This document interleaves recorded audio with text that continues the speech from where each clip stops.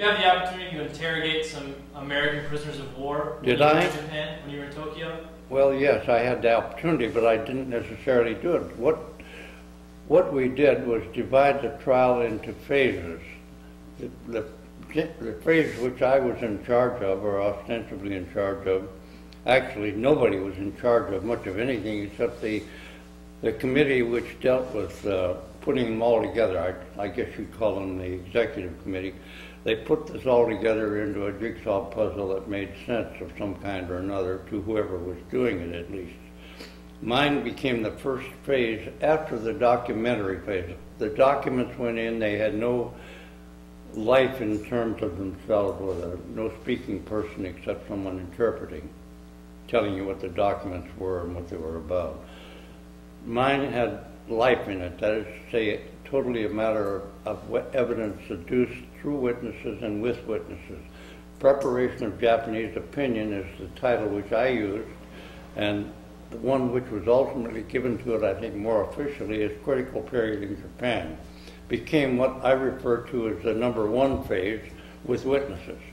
Have to make that point all the time, with witnesses. So with live witnesses, that's the first part of the trial. When I came back after a long period in the United States, attending to a wife who had been critically burned, the loss of a baby, not knowing if I'd even be able to go back. I thought I'd be attending a funeral, but she lived. The doctor said it'd be safe to leave. She'd be a couple of years in the hospital, but it was safe to leave her at this point. I had no money. I set up a bank account jointly so that she had all the money that I was able to get from then on, would go to the bank. And fortunately, I had a situation in my employment in Japan in which everything was furnished. My driver, my housing, car, all my meals, everything. I had sumptuous living, really wonderful living, and nothing cost me, not a penny, nothing. The Justice Department people who were my bosses had a 15%, maybe 20, 25 in some case, percent override, which is an overseas allowance supposedly to take care of their expenses over there. And the Army looked at that and said, wait a minute, that belongs to us. That's for your meals and your car and your driver and so forth.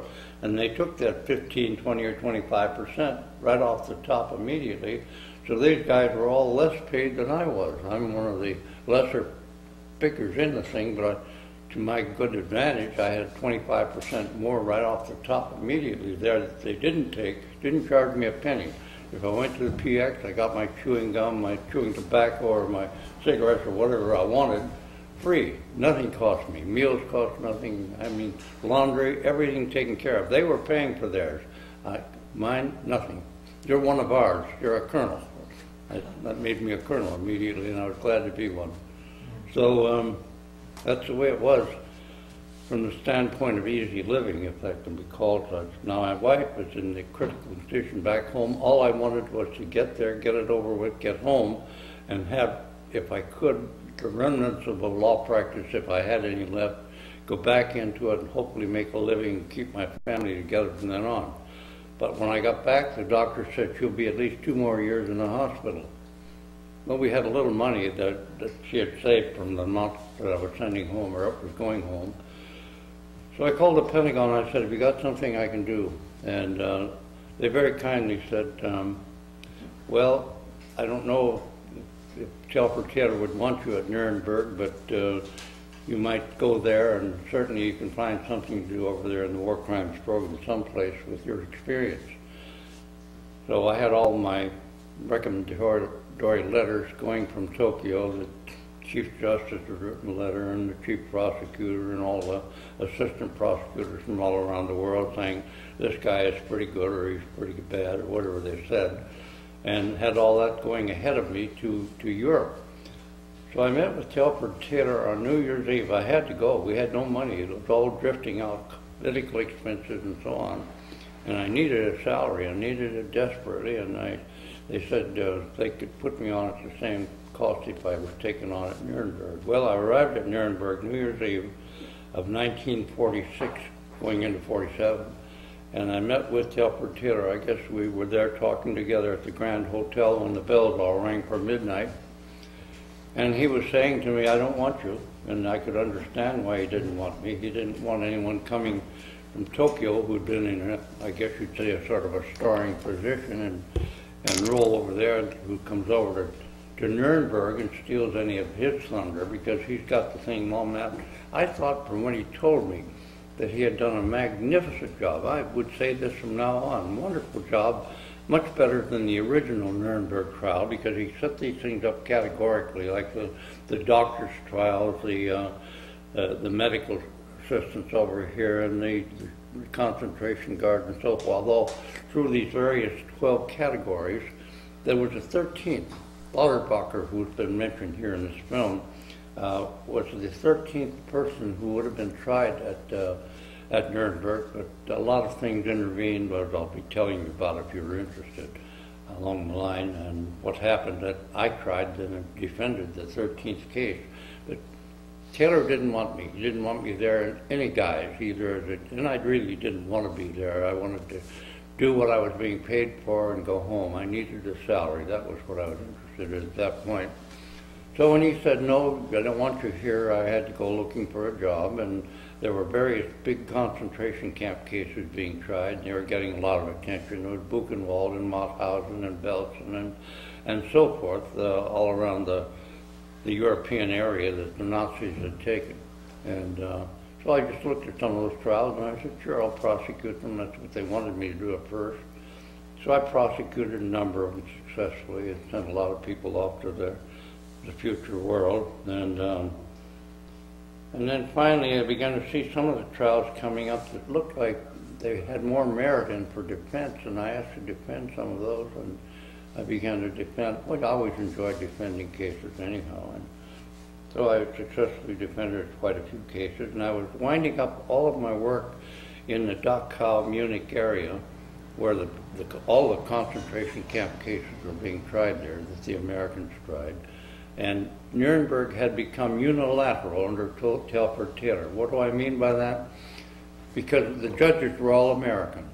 Prosecutors were all American. The American dollars that was paying them was all American, everything. That was a totally American show there.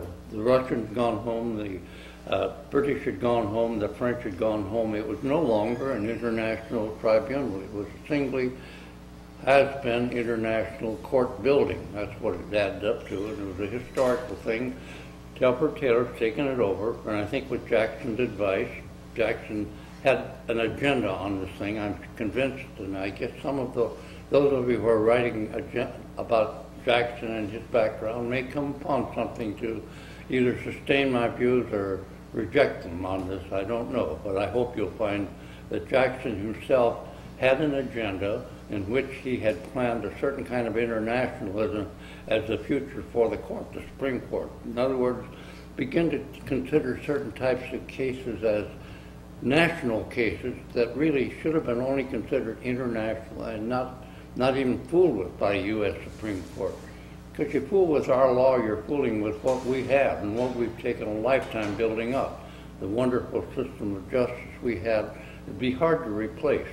And to wipe it clean immediately off the map and internationalize it is taking an awful chance, in my opinion, an unnecessary chance. So, but I felt that that's what Jackson was doing. Jackson, wonderful lawyer, wonderful Solicitor General. I feel like he should have been a lifetime Solicitor General. Did a marvelous job as the prosecution.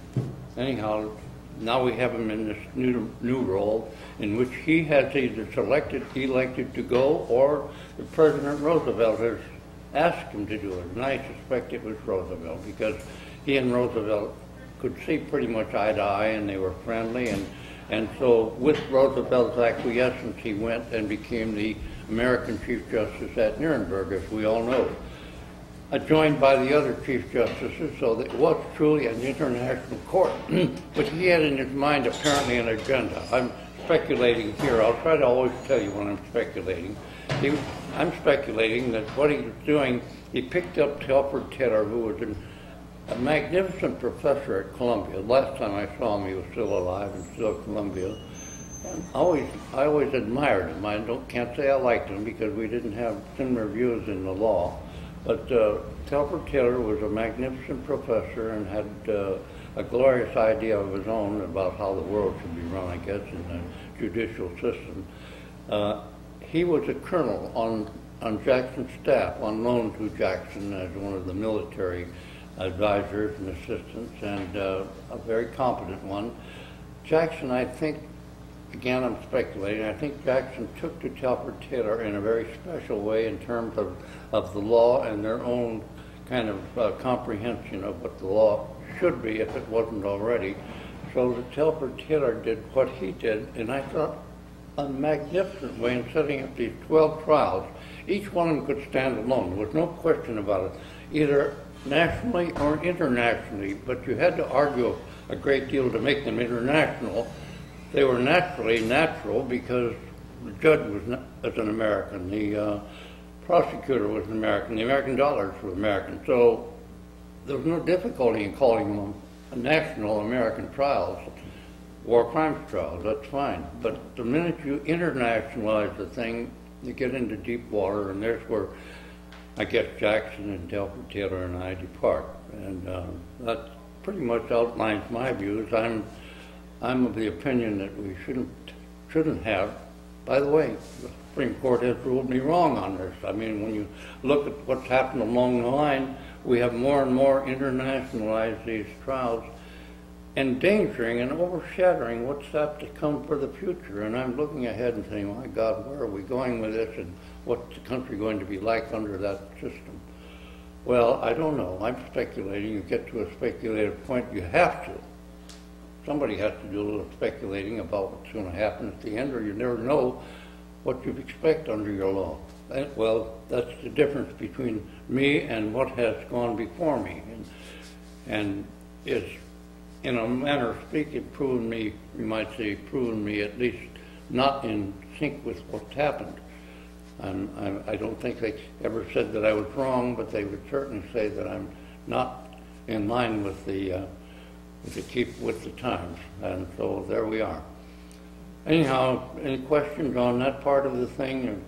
Do you have anything else? I was wondering if you could go into a little bit more specifics about your role in some of the concentration camp cases. You mentioned that yesterday in your interview as well, and I was hoping to hear a little bit more about that. Well, those concentration camp cases were so really easy to try.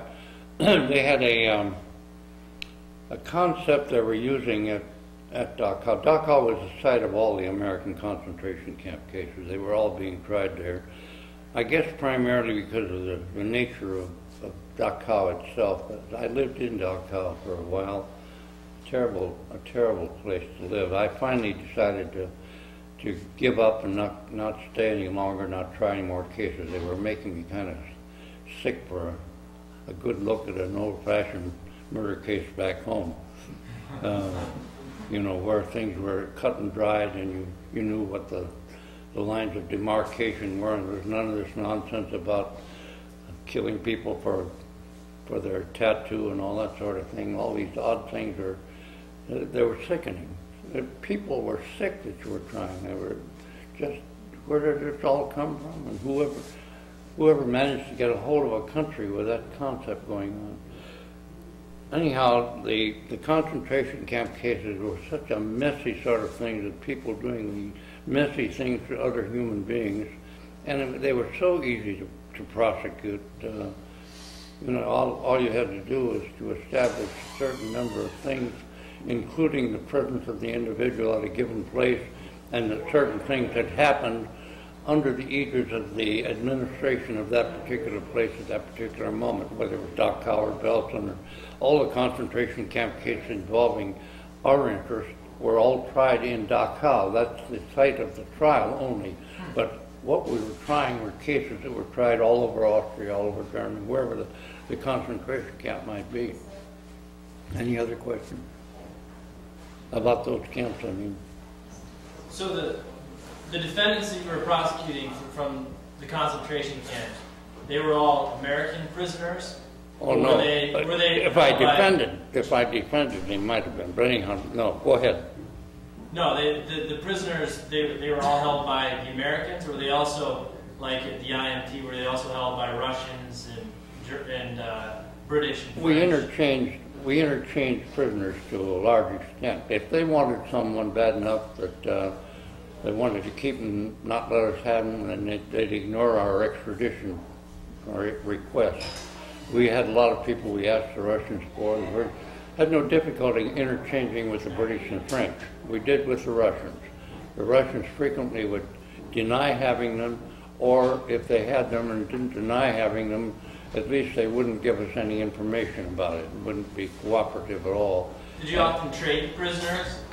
Would the Russians trade a prisoner for an American prisoner? We were talking about trading, yeah. Oh, and that's one way that you could get through with the Russians if they had someone they wanted badly enough in our possession. And we didn't have other reasons for holding that individual. We might interchange. Frequently did. So they had what they called transports that go from Dachau to some imprisonment up in Russia, and vice versa, coming back and forth. It was a slow process, but it did work that way. Yeah. Bob, can we just introduce the fact that our friends from Bowling Green University traveled 4 hours to be here, have now joined us. So hello. We welcome them so much. It's Bowling Green, Ohio, is that? Yeah. Is that the same school? Yeah. I think my mother went to school there years ago, so welcome. Glad you're here.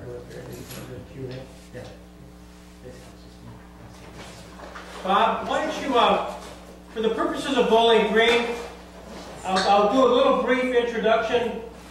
Bob was able, through kind of an interesting set of circumstances, get invited to go to the Tokyo War Crimes trial. That's the trial against, how many defendants were there, Bob? 29 initially, and then one died, one went crazy. I think we ended up at 27. But I wasn't there for the hanging, of course, and the sentencing and the freedoms of those that were turned free. But you were there, but you had a chance to really be part of the beginning of the trial. I was totally part of it. I helped to pick the ones that were tried, and I helped to set the trial up initially, and then I had an emergency that took me home. When I learned that my wife was only going to be hospitalized for the next thought at that time, the first year, that I'd be away from her for a year. Then I did go back and spend a year as the lead counsel on the floor of the trial. To my surprise, they used me immediately when I got back. Wasn't quite prepared for it, but that's what happened. And so the early part of the trial was, in a sense, it was mine, except that I'm always looking over here to my right, and there are 11 people who are my seniors all the way up. The top prosecutor from Keenan, who's the chief prosecutor of the United States, on down through all of the 11 nations who are prosecuting the case. And I had to satisfy everyone. These are my bosses on the floor watching me all the time. And at any one time I might get a little note that would cause me to take a breather and ask what they want. Something else happened, I have to change something I'm doing. They were my bosses. And yet you were right there when Tojo. I mean, when you think about... Well, I was trying them, yeah. I was the trial, I was the lead man. I was out there presenting the evidence on the floor. I was the trial lawyer at that time. Now, in the scheme of the Axis powers, I mean, you got Hitler, you got Mussolini, you have Tojo. Mussolini had died, Hitler had died. So you are part of a trial of the highest ranking member of the Axis